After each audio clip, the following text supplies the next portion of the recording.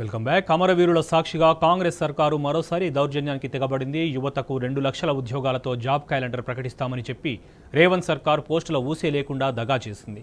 ఇదెక్కడి దుర్మార్గమని ప్రశ్నించిన బీఆర్ఎస్ నేతలపై నిండు అసెంబ్లీలో బూతులతో దాడికి తెగబడింది. సర్కారు తీరుకు నిరసనగా వాకౌట్ చేసిన బీఆర్ఎస్ గన్ పార్క్లో యువత కోసం పోరాటానికి దిగింది. శాంతియుతంగా ఆందోళన చేస్తున్న బీఆర్ఎస్ నేతలపై రేవంత్ సర్కారు పోలీసులతో జులుం చేసింది. దుర్మార్గంగా గులాబీ నేతలను పోలీసులు అరెస్ట్ చేశారు.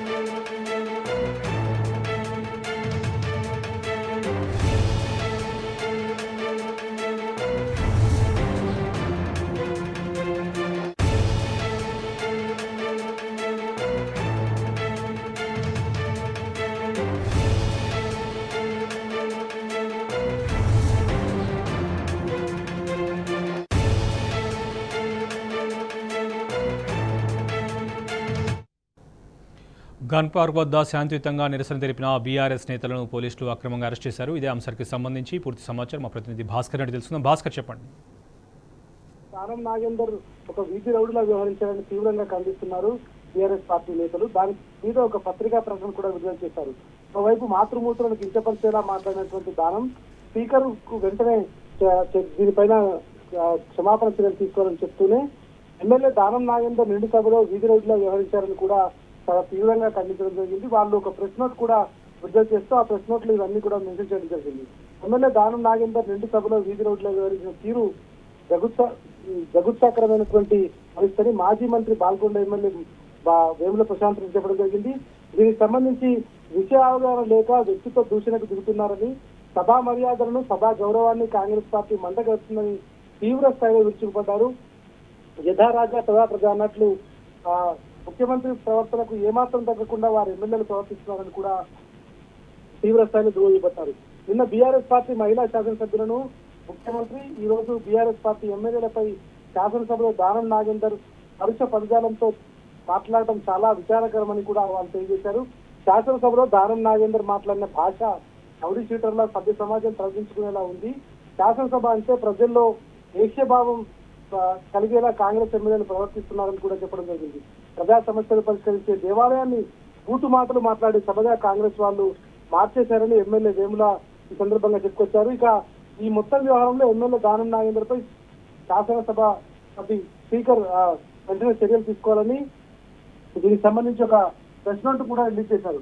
ఇవాళ జరుగుతున్నటువంటి ఒక ఏదైతే సభ ఉందో ఆ సభలో పూర్తిగా కేవలం ప్రతిపక్షాన్ని ఇరుగున పెట్టే విధంగా, ప్రతిపక్షాన్ని సభ నుంచి వారికి వారు వాకౌట్ చేసి వెళ్లిపోయే విధంగా వాళ్ళు వ్యవహరిస్తున్నారని, అంతేకాకుండా ఒక రాజకీయ నాయకులుగా ఉండి ప్రజాస్వామ్య దేశంలో ప్రజల చేత ఎన్నుకోబడ్డటువంటి నాయకులుగా ఉండి వాళ్ళు ప్రజలకు ఏం సందేశం ఇస్తారు, ఇవాళ అసెంబ్లీ జరుగుతున్నటువంటి తీరును చూస్తుంటే అనేక రకాల ఇబ్బందులు కలుగుతా ఉన్నాయి. నిన్న ముఖ్యమంత్రి మాట్లాడినటువంటి మాటలు మహిళా ఎమ్మెల్యేలపై, ఆ తర్వాత ఉప ముఖ్యమంత్రి మాట్లాడినటువంటి మాటలు, ఆ తర్వాత శాసనసభ వ్యవహారాల ఇన్ఛార్జ్ గా ఉన్నటువంటి శ్రీధర్ బాబు మాట్లాడినటువంటి మాటలు, ఇవాళ జరుగుతున్నటువంటి సభలో దానం నాగేందర్ కేవలం ఒక ఎమ్మెల్యేపైకి దూసుకెళ్లి దాడి చేసేటువంటి ప్రక్రియ కొనసాగించడం. ఆయన మాటల్లో మీరు ఎట్లా తిరుగుతారా, అసలు మీరు బయట ఎలా తిరుగుతారు అనుకుంటున్నారంటే మనం ఎక్కడున్నాం, నిజంగా కూడా ప్రజాస్వామ్య దేశంలో ఉన్నామా లేదా అనేటువంటి ఒక భయంకరమైనటువంటి వాతావరణాన్ని చూసే విధంగా అసెంబ్లీ జరుగుతున్నటువంటి పరిస్థితి కనిపిస్తోంది. ఇవాళ సర్కారు జులుంకు నిరసనగా అనేక మంది 2 లక్షల ఉద్యోగాలు ఇచ్చేదాకా కాంగ్రెస్ వద్దకు పెట్టాలని చెప్తున్నారు. రాహుల్ గాంధీ నిరుద్యోగులకు క్షమాపణ చెప్పాలని మాజీ మంత్రి కేటీఆర్ చెప్తున్నారు. ఇది నిర్బంధాల ప్రభుత్వం అని హరీష్ రావు చెప్తున్నారు. తెలంగాణ యావత్ న్యాయం జరిగేదాకా బీఆర్ఎస్ పోరాటం కొనసాగుతుందని చెప్తున్నటువంటి నేపథ్యంలో ఓవైపు ప్రజల సమస్యలపైన అసెంబ్లీలో గొంతెత్తినటువంటి నేపథ్యంలో వారి గొంతును నొక్కే ప్రక్రియ కొనసాగిస్తూనే మరోవైపు వాళ్ళు మాట్లాడుతున్నటువంటి భాష కానీ, వారు వ్యవహరిస్తున్నటువంటి తీరు కానీ చాలా ఇబ్బందికరంగా ఉందనేటువంటిది చాలా స్పష్టంగా అర్థమవుతోంది. నిరుద్యోగులను ప్రతిసారి ఇబ్బంది పెట్టే విధంగా అనేక రకాల చర్యలు చేపడుతూనే వారికి ఇచ్చినటువంటి హామీలు ఎన్నికల సందర్భంగా ఇచ్చినటువంటి హామీలను ఎందుకు అమలు చేయాలనేటువంటి అయితే చాలా స్పష్టంగా వాళ్ళు అడుగుతున్నటువంటి నేపథ్యంలో ఇవాళ శాసనసభలో నిండు సభలో ఇవాళ ఎమ్మెల్యేలు మాట్లాడుతున్నటువంటి మాటలు, అధికార పక్ష ఎమ్మెల్యేలు మాట్లాడుతున్న మాటలు నిజంగా కూడా ప్రజాస్వామ్యం తరదించుకునేలాగా కనిపిస్తా ఉంది. మాజీ మంత్రులుగా చేసినటువంటి హరీష్ రావు, కేటీఆర్, ప్రశాంత్ రెడ్డి, జగదీష్ రెడ్డి, సబితా ఇంద్రారెడ్డి, సునీతా లక్ష్మారెడ్డి వీళ్ళంతా సభలో ఉండగా ఓవైపు మహిళలను అవమానపరుస్తూ మరోవైపు బీఆర్ఎస్ ఎమ్మెల్యేలపైకి దాడికి దిగుతూ మాటల యుద్ధంతో ఇష్టానుసారంగా సభ్యత సంస్కారం లేకుండా మాట్లాడుతున్నటువంటి మాటలు ఇవాళ తెలంగాణ సమాజం పూర్తిగా దీని దగ్గరగా గమనిస్తా ఉంది.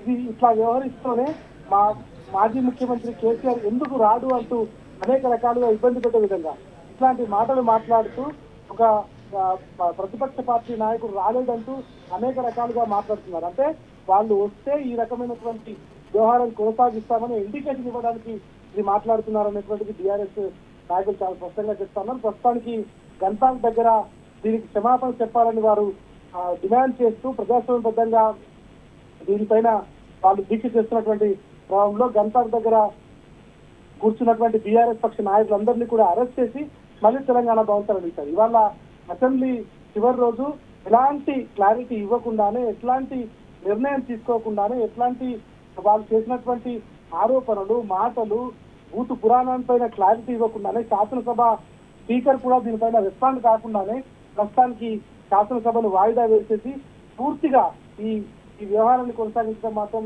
ప్రజాస్వామ్య దేశంలో ఇది మంచి పద్ధతి కాదు అని చెప్తున్నారు. ప్రస్తుతానికి గన్పార్ దగ్గర ప్రజాస్వామ్యబద్ధంగా దీక్ష చేస్తున్నటువంటి ఎమ్మెల్యేలందరినీ కూడా అరెస్ట్ చేసి తెలంగాణ భవన్ తరలించారు. మరోవైపు ఎట్టి పరిస్థితుల్లో ప్రజలకు ఇచ్చినటువంటి మాట నిలబెట్టుకునే వరకు టీఆర్ఎస్ పార్టీ ప్రజల పక్షాన ఉంటుంది.